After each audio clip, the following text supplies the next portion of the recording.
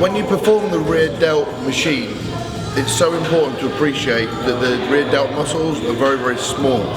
And if you get it wrong, you can actually use a lot of the rhomboid muscles to retract and pull the way back. So a lot of the cases you'll see a lot of people pull, and they'll actually use a lot of their neck muscles, shorten the neck muscles, they'll retract the shoulder blades, they'll use a lot of the rhomboids, and they actually very, very rarely isolate the rear delt muscles. Now, when you're in the rear delt machine, the first thing you want to do is slide your shoulders forward, protract your shoulders rather than retract them.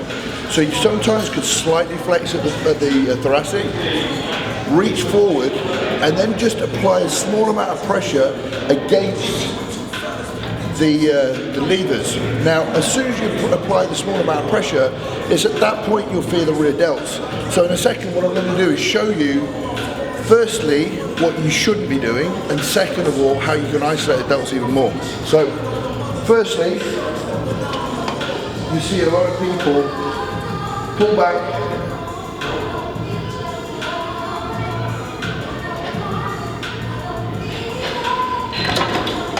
so with that version, you see a lot of retraction of the shoulder blades, a lot of swinging, and a very, very minimum amount of actual rear delt improvement. Now, what I'm going to do now is show you how I position myself to apply 100% constant tension on the rear delts and avoid bringing in the rhomboids.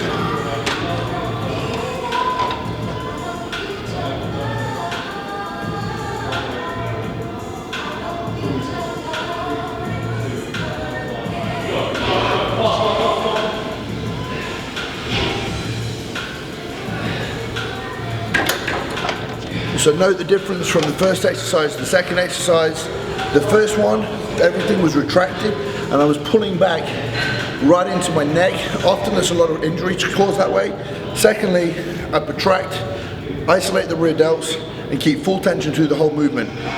That exercise variation, the second one, is probably the most key part of rear delt training, and they will grow very, very quickly if you apply that tip.